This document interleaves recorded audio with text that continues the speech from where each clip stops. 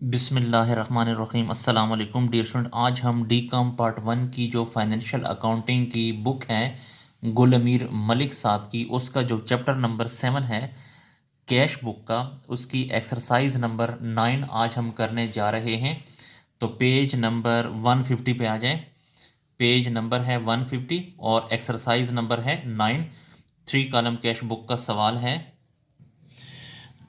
जी। Exercise number 9 में enter the following in 3 column cash, close the cash book and bring down the balance as on 30th June. जी, इसमें हमने 3 column cash book बनानी है। तो सबसे पहले हम कैश बुक का फॉर्मेट बनाते हैं। तो 3 कॉलम कैश बुक में सबसे पहला कॉलम जो होगा वो डेट का होगा, फिर डिस्क्रिप्शन का होगा, नेक्स्ट कॉलम डिस्काउंट का, फिर कैश का और बैंक का। इसी तरह दोबारा फिर डेट का, डिस्क्रिप्शन का, डिस्काउंट का, कैश का और बैंक का। तो एक बात डियर स्टूडेंट याद रखें कि जब भी कैश आएगा, यानी जब भी कैश रिसीव्ड होगा,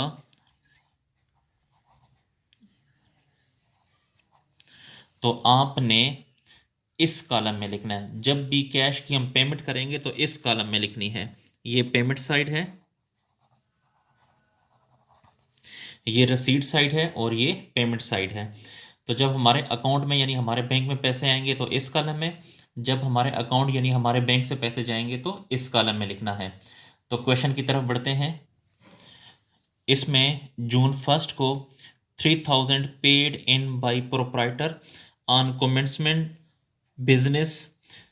3000 रुपये से कारोबार शुरू किया है, ऑफ विच जिसमें से 2000 वाज बैंक्ड, जिसमें से 2000 रुपये हमने बैंक में रखा है, and balance in the safe, और जो बैलेंस है वो सेफ में।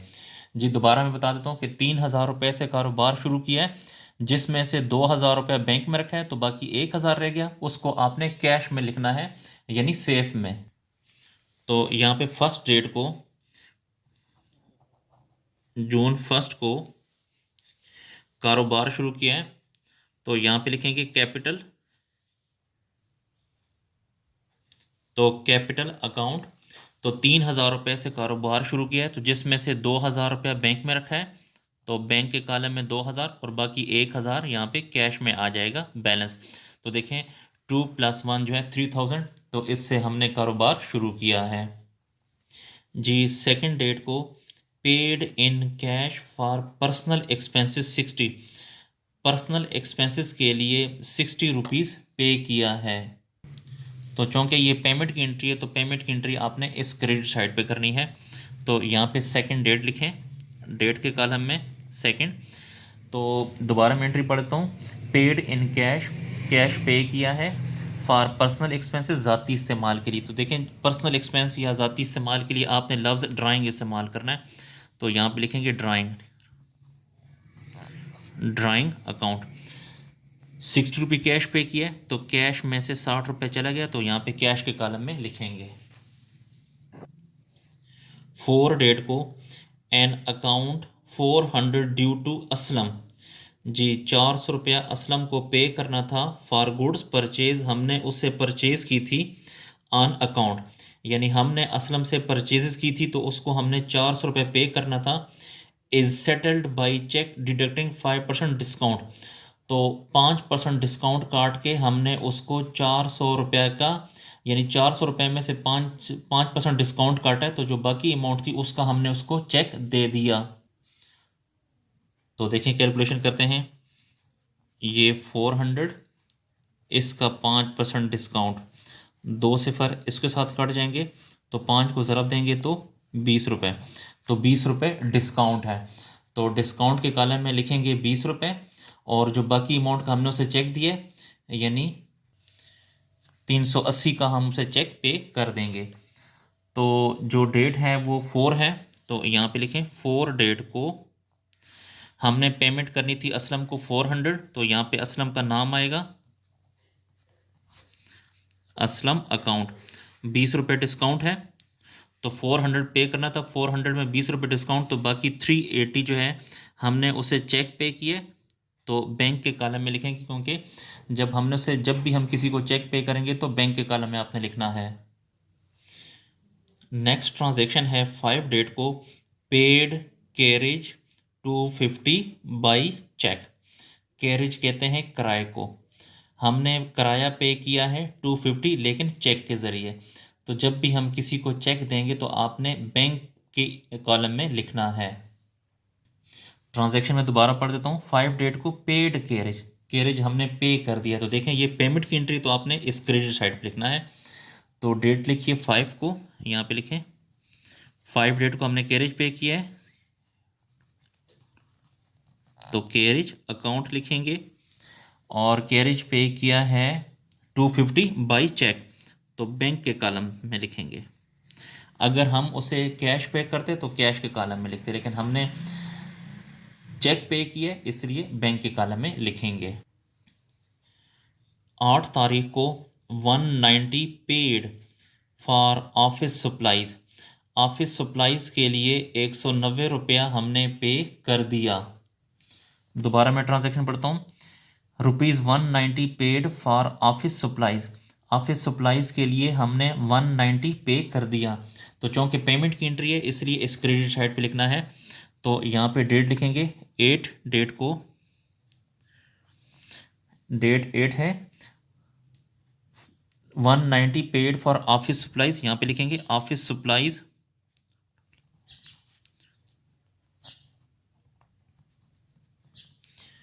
और हमने पेमेंट की है 190 की, तो कैश पे किए इसलिए कैश के कॉलम में लिखना है 190। अगर हम उसे चेक पे करते तो फिर मैं बैंक के कॉलम में लिखता जी। उसके बाद नेक्स्ट ट्रांजैक्शन है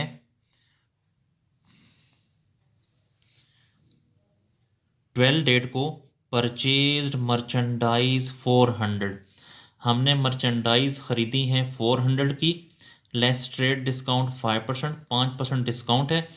and paid cash for the same. और जो बाकी अमाउंट थी वो हमने कैश पे कर दी। दोबारा सुने, परचेज मर्चेंडाइज हमने परचेजेस की है। तो देखें जब हम परचेज करते हैं तो हम पेमेंट करते हैं ना। तो 400 की परचेजेस की है, उसमें से 5% डिस्काउंट। तो 400 का 5% डिस्काउंट 20 बनता है ना, तो 20 रुपीज़ डिस्काउंट में आ जाएंगे। तो 400 में से 20 को माइनस करेंगे and paid for the same. तो बाकी जो 380 होगा वो हम कैश की सूरत में पे करेंगे। दोबारा बताता हूँ, 400 की हमने परचेजेस की है, तो 400 का 5% डिस्काउंट होगा। तो 400 का 5% आता है 20, तो 20 को आपने डिस्काउंट के कॉलम में लिखना है। तो 400 में से 20 को माइनस करेंगे तो बाकी 380 वो आपने कैश के कॉलम में लिखना है, यानी क्योंकि हमने कैश पे की है 380 की। जी सॉरी, इस ट्रांजैक्शन में ट्रेड डिस्काउंट है, तो याद रखें जब भी ट्रेड डिस्काउंट होगा तो डिस्काउंट को हमने यहाँ पे शो नहीं करना। अगर आम डिस्काउंट होगा तो उस डिस्काउंट को हम यहाँ पे शो करेंगे, लेकिन अगर डिस्काउंट के साथ ट्रेड लिखा हो यानी ट्रेड डिस्काउंट हो तो उसको हम शो नहीं करेंगे। तो हमने 12 डेट को, यहाँ पे डेट लिखें 12 को परचेजेस की है। परचेजेस अकाउंट 400 की परचेज की है, तो 400 का 5% 20 बनता है। तो 400 में से 20 को माइनस करें तो 380। तो अब 380 की हमने कैश की सूरत में पेमेंट की, तो 380 को आपने कैश में लिखना है। तो ट्रेड डिस्काउंट को हम यहाँ पे शो नहीं करते जी। उसके बाद 14 डेट को Babar who owed 100 on an invoice. जी दोबारा पढ़ता हूँ। Babar who owed 100 on an invoice. Babar ने हमारे 100 रुपया देना था, सब्जेक्ट 5% कैश डिस्काउंट, और उसमें 5% कैश डिस्काउंट है।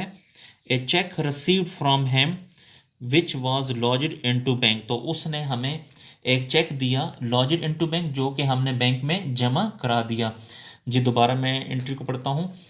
Babar who owed 100 on an invoice. Babar ने हमें 100 रुपये देना था, सब्जेक्ट टू 5% कैश डिस्काउंट, जिसमें 5% डिस्काउंट काट लिया गया। ए चेक रसीड फ्रॉम हेम। तो जो बाकी अमाउंट थी उसका चेक हमने वसूल कर लिया। विच वॉज लॉज्ड इनटू बैंक, जो कि हमने बैंक में जमा करा दिया जी। 14 देखें, चेक रिसीव हुआ है, तो जब भी कोई कैश रिसीव होगी या चेक रिसीव होगा तो आपने इस डेबिट साइड पे लिखना है। तो डेट है 14 डेट, तो यहाँ पे 14 डेट को चेक हमने वसूल किया है बाबर से, तो यहाँ पे लिखें बाबर अकाउंट, और उसमें 5% डिस्काउंट है। तो 100 रुपीज़ का 5% डिस्काउंट कितना होता है? 5 ही होता है। तो यहाँ पे लिखें 5। तो 100 में से 5 गया तो बाकी 95 उससे हमें रिसीव हुआ है, और which was lodged into bank, जो कि हमने बैंक में जमा करा दिया। तो इसलिए इस अमाउंट को आपने डायरेक्टली यहाँ पे लिखना है। जी मैं दोबारा बताता हूँ। बाबर से हमें 100 रुपया मिलना था, जिसमें से 5% कैश डिस्काउंट है, तो 100 रुपये का 5% 5 रुपये बनते हैं, तो वो हमने डिस्काउंट में लिख लिया। जो बाकी अमाउंट है 100 में से 5 माइनस करें, बाकी 95 वो हमने वसूल किए हैं, लेकिन उसको हमने बैंक में जमा करा दिया, तो इसलिए बैंक के कॉलम में लिखेंगे।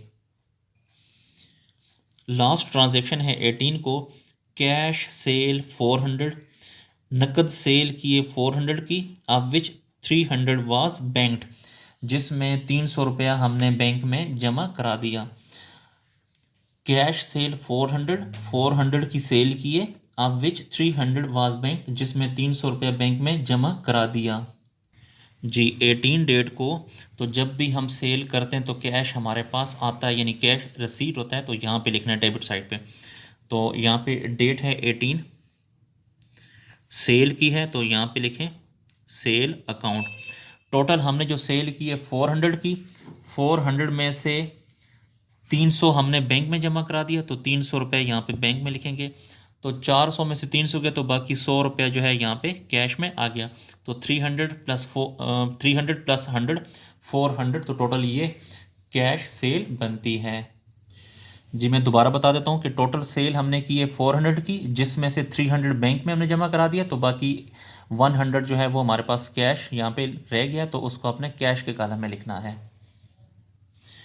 जी ट्रांजेक्शन कंप्लीट हुई। डियर स्टूडेंट, अब आपने देखना है, पहले ये डिस्काउंट के कॉलम को टोटल करें। देखें ये जो डिस्काउंट है ओनली 5 है, तो यहाँ पे ओनली 5 लिखेंगे। यहाँ पे इस साइड पे डिस्काउंट 20 है, तो एज इट इज़ 20 यहाँ पे लिखना है आपने।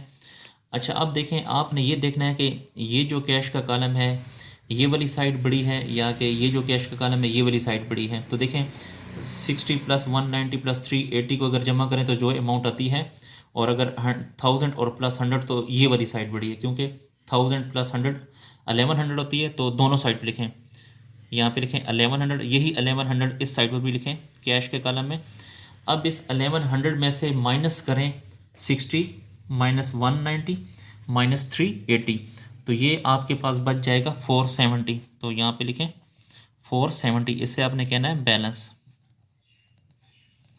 इसी तरह अब बैंक का कॉलम देखना है कि ये वाली साइड बड़ी है या कि बैंक कॉलम की ये वाली साइड बड़ी है। तो आई थिंक कि ये वाली साइड बड़ी है। 2000 प्लस 95 प्लस 300, तो ये बनता है 2395। यहाँ पे लिखें 2395, यहाँ पर भी लिखें 2395। इस 2395 में से माइनस करें 380 माइनस 250, तो ये बाकी अमाउंट रह जाएगी 1765। जी हमारा जो क्वेश्चन है कंप्लीट हुआ। तो इसका मतलब ये है कि हमारे पास जो कैश इन हैंड है वो ये है 470, और जो कैश एट बैंक है, बैंक में जो हमारा बैलेंस है वो 1765, ये बैलेंस बैंक में है। डियर स्टूडेंट, अगर आपको मेरी वीडियो पसंद आ रही हैं तो मेरे चैनल को लाजमी सब्सक्राइब करें, और मेरी हौसला अफजाई के लिए लाइक भी करें, और कोशिश करें कि इन वीडियो को अपने दोस्तों के साथ भी शेयर करें ताकि उन्हें भी इससे फ़ायदा हो सके। डियर स्टूडेंट, अगर आपको किसी पॉइंट की समझ नहीं आ रही तो आप कमेंट सेक्शन में जाकर मुझसे पूछ सकते हैं। जी बहुत शुक्रिया, अल्लाह हाफिज़।